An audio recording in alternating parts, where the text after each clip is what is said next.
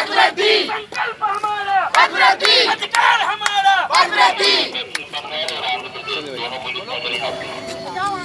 नमस्कार, आप देख रहे हैं दाला बेटा। मैं हूं आपके साथ राघव शर्मा।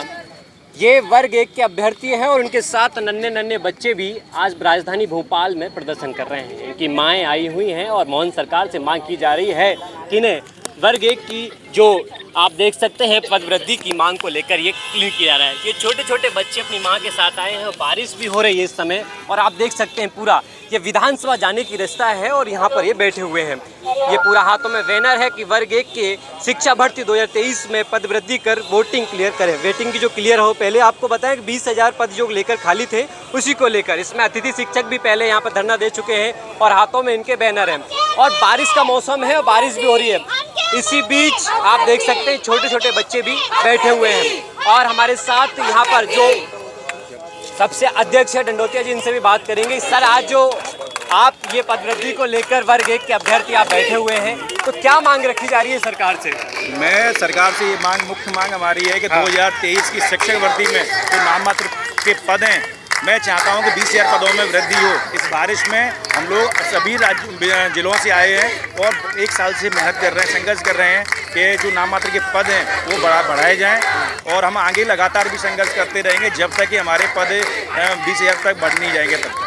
क्योंकि हमने 2 परीक्षा पास करी हैं और 6 साल में एक भर्ती आई है। तो मैं सभी लोगों से आपके माध्यम से कहना चाहूँगा, जो जिम्मेदार साथी वो हैं, मुख्यमंत्री जी हैं, शिक्षा मंत्री हैं, कृपया करके 20,000 पदों में वृद्धि करें जिससे कि मध्य प्रदेश की शिक्षा व्यवस्था में सुधार हो सके। अरे नहीं होता तो फिर क्या किया जाए? नहीं होता होगा तो अब की बार हम लोग कुछ अलग बनाएंगे। तब तक हम भोपाल में ही रणनीति बनाते हुए भोपाल में डेरा डालेंगे, आप संघर्ष करते रहेंगे।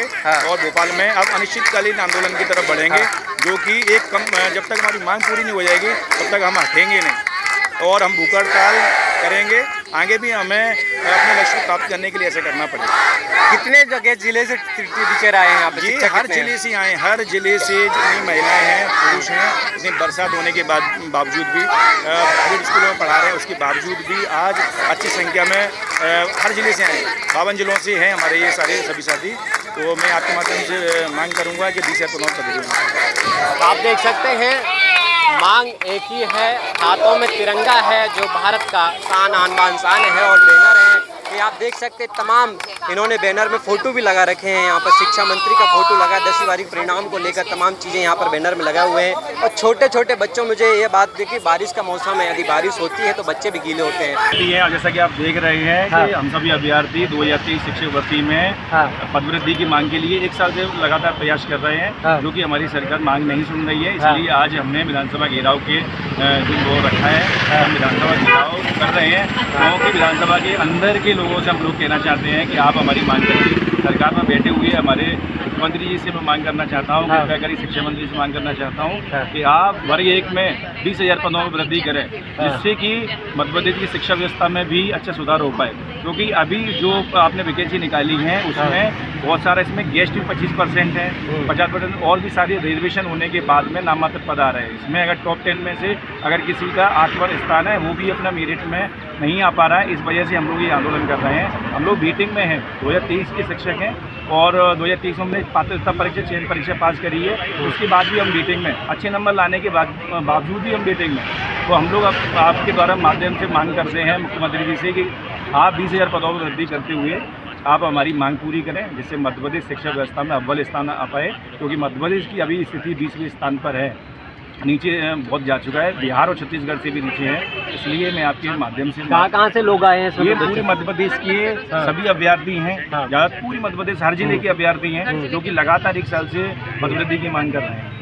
और भी हमारे साथ अभ्यर्थी महिलाएं भी यहाँ पर मौजूद हैं। क्या नाम है मैम आपका? नाम बताइए। मैं ग्वालियर से आई हूँ। जैसे कि हम कहना चाहते हैं माननीय हमने आपको 29 सीटें दी है, तो आपका भी तो फर्ज बनता है कि हमारे बारे में हमें भी तो सुने। हमसे आपने 2 एग्जाम कराए, क्यों कराए? आज हम इतने अच्छे नंबर लाने के बावजूद भी सड़कों पर ठोकरें खा रहे हैं। क्यों खा रहे हैं? आपको दिखाई नहीं दे रहा है, सुनाई नहीं दे रहा है? सब कुछ सुनाई दे रहा है, दिखाई दे रहा है। आप क्यों हमें नजरअंदाज कर रहे हो? अगर पद नहीं है तो अति शिक्षकों के लिए पद कहाँ से आ गए? हमारे लिए नहीं है तो बताइए ना। वो अच्छा बेहतर, आपको अपने देश के बच्चों का भविष्य की चिंता नहीं है। हमारी तो छोड़ो, देश के गरीब बच्चों को क्या होगा? जहाँ अच्छे टीचर अवेलेबल नहीं होंगे, आप उनसे पढ़वा जो BEd TEd उनके पास कुछ भी नहीं है, उनसे आप पढ़वा रहे हैं। मोहन सरकार बनती है और मोहन सरकार के बाद आप लगातार देख रहे हैं अतिथि शिक्षक सड़क पर उतरते हैं, वर्ग 3 के शिक्षक सड़क पर उतरते हैं, नर्सिंग घोटाला होता है, तमाम चीज़ें होती हैं मोहन सरकार के बीच। और आज सदन का शुरुआत है और इसी बीच आप देख सकते हैं कि पानी गिर रहा है, आप देख सकते हैं गीले होते हुए सदन घेराव के लिए जा रहे हैं, लेकिन इनके पास कोई अनुमति नहीं है। क्या कहेंगे आप? जी, हमारी तो बस मोहन सरकार से हाथ जोड़ करके यही विनती है कि हम पढ़े लिखे बेरोजगारों के बारे में भी आप कुछ सोचें, हमें भी कहीं रोजगार दें। मतलब हम इतने नंबर पा करके 80-85 नंबर पा करके हम सड़कों पर हैं, हमें तो किसी स्कूल में पढ़ाना चाहिए, हमारी तो नियुक्ति हो जानी चाहिए। हम यहाँ सड़कों पर फेंक दिए गए हैं।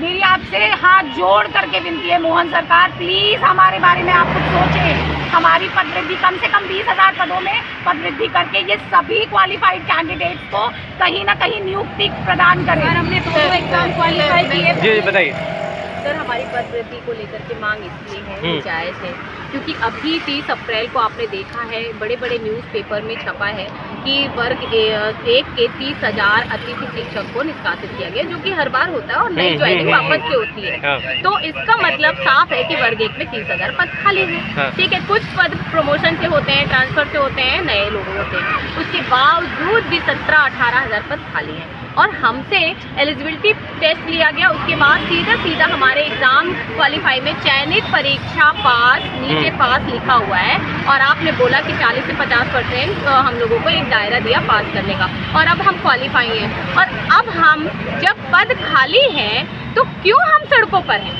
हम सड़कों पर क्यों हैं? आपके पास काबिल शिक्षक हैं, 2 एग्ज़ाम क्लियर करके बैठा है, उसके बाद भी पद खाली है, उसके बाद भी आप हम लोगों को सड़कों पर आने के लिए मजबूर कर रहे हैं। मतलब लानत है। एक चीज़ सोचिए कि एक एग्ज़ाम क्लियर, पहले एंट्रेंस दिया, फिर BEd किया, फिर एक एग्ज़ाम क्लियर किया, फिर मेंस किया, अब आप क्या चाहते हैं? हम क्या करें? 90 अंक वाला भी वेटिंग में। आप सोचिए क्या स्थिति है। और सरकार कहती है शिक्षा स्तर को सुधारेंगे। कैसे सुधारेंगे? कैसे सुधारेंगे? शिक्षक जो अतिथि शिक्षक जिनको मेहमान बना के आप लाते हैं और उनको कब निकाल देते हैं, उनके साथ भी आप खिलवाड़ कर रहे हैं कहीं ना कहीं, क्योंकि 20 साल से जो गेस्ट है वो भी बैठा है बेचारा। तो देखिए, उनको रेगुलर तो हम कर नहीं सकते, क्योंकि हम जिस तरीके से एग्जाम देकर यहाँ आए हैं, तो हमारी जायज़ मांग है। इस पर मोहन सरकार को सोचना चाहिए, गहराई से सोचना चाहिए कि हमारी मांग जायज़ है या नाजायज़। क्या नाम है आपका? आप बच्चे को लेकर आए हैं और पानी गिर रहा है, आपको पता है? बीमार हो जाएगा बच्चा। सर, मैं पहली बार नहीं आई हूँ, मैं इससे पहले के भी जो पूर्व के आंदोलन हो चुके हैं उन्हीं सब में मैंने पार्टिसिपेट किया है। और मैं तो यही बोलना चाहूँगी कि MP का बड़ा अच्छा भाग्य है कि हमें एक PhD करे हुए हमें CM मिले हैं। तो मुझे तो आशा है कि वो हमारे बारे में शिक्षा के लाडली बहनाओं के बारे में सुन कौन रहा है?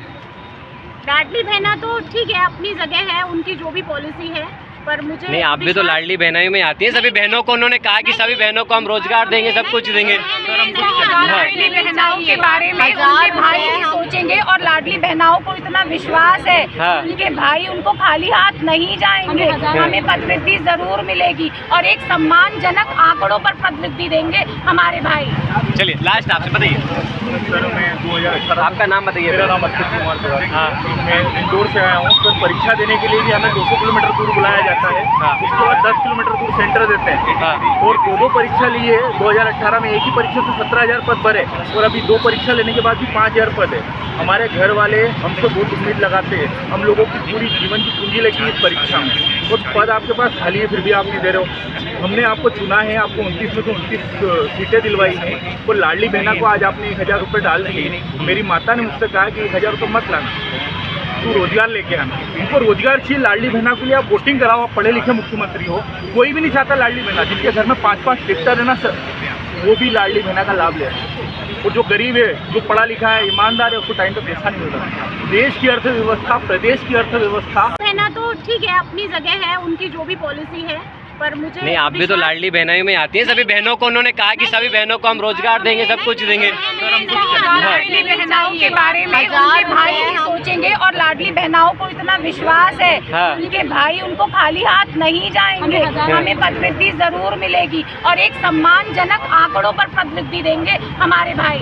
चलिए लास्ट आपसे बताइए सर मैं 2018 आपका नाम बताइए। मेरा नाम अक्षय कुमार तिवारी। हाँ। मैं इंदौर से आया हूँ। सर परीक्षा देने के लिए भी हमें 200 किलोमीटर दूर बुलाया जाता है। हाँ। उसके बाद 10 किलोमीटर दूर सेंटर देते हैं। हाँ। और दो परीक्षा लिए 2018 में। एक ही परीक्षा से 17,000 पद भरे और अभी 2 परीक्षा लेने के बाद भी 5,000 पद है। हमारे घर वाले हमसे बहुत उम्मीद लगाते हैं। हम लोगों की पूरी जीवन की पूंजी लगी इस परीक्षा में और पद आपके पास खाली है फिर भी आप नहीं दे रहे हो। हमने आपको चुना है, आपको 29 में तो 29 सीटें दिलवाई हैं और लाडली बहना को आज आपने 1,000 रुपये डाल दिए। मेरी माता ने मुझसे कहा कि 1,000 रुपये मत लाना, तू रोजगार लेके आना। उनको रोजगार चाहिए। लाडली बहना के लिए आप वोटिंग कराओ। आप पढ़े लिखे मुख्यमंत्री हो। कोई भी नहीं चाहता लाडली बहना। जिनके घर में 5-5 ट्रैक्टर है ना सर, वो भी लाडली बहना का लाभ ले रहे हैं।